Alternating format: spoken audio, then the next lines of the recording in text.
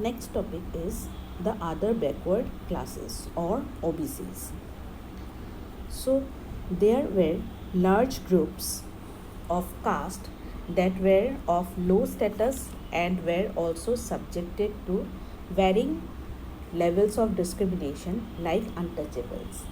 And these were the service and artisanal caste who occupied the lower rung of the caste hierarchy. And the Constitution of India recognizes the possibility that there may be groups other than the scheduled caste and scheduled tribes who suffer from social disadvantages. And these groups were described as the socially and educationally backward classes and were termed as other backward classes or OBCs. The OBCs were defined negatively by what they are not. They are neither part of the forward caste at the upper end of the caste spectrum nor the Dalits at the lower end.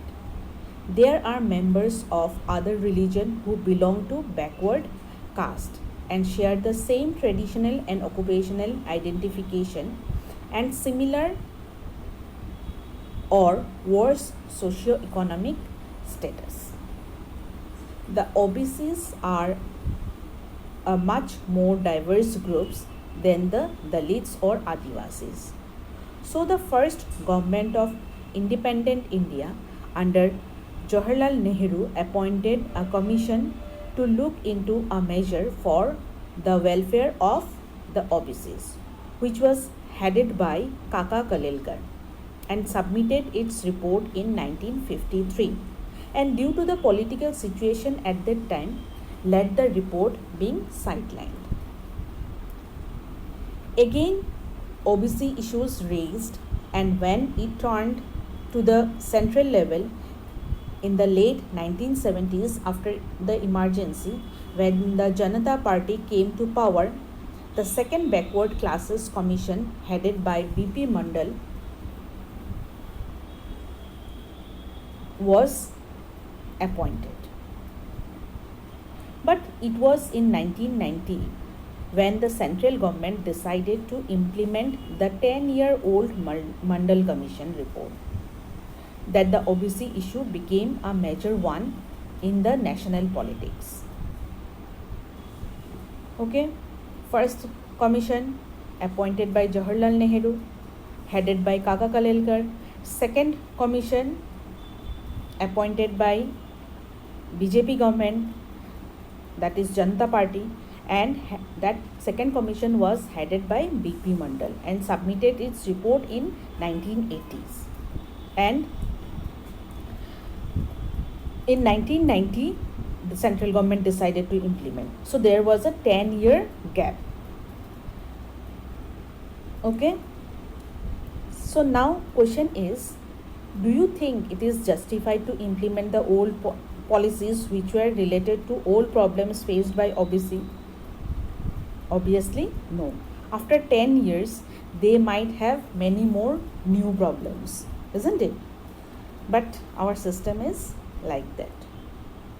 Nothing to say. Next point is, since the 1990s, there was the resurgence of lower caste movement in North India among both the OBCs and Dalits.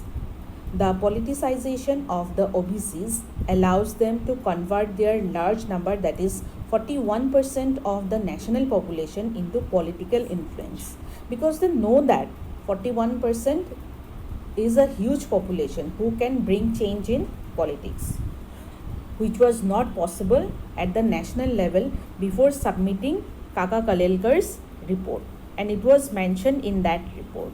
And government also neglected the Mandal Commission report. So there was lower caste movement in India. Lastly, the difference between upper OBC and lower OBC. Upper OBCs are largely landed caste and enjoy dominance in rural society in many regions of India. That means you will find upper OBC in rural India. That means in rural area you will find upper OBC who were very rich. They were the landed caste. And lower OBCs are very poor and disadvantaged and are like Dalits in socio-economic terms, and you will find lower OBC in urban areas. So difference is clear. Upper OBC you will find in rural area, lower OBC you will find in urban area.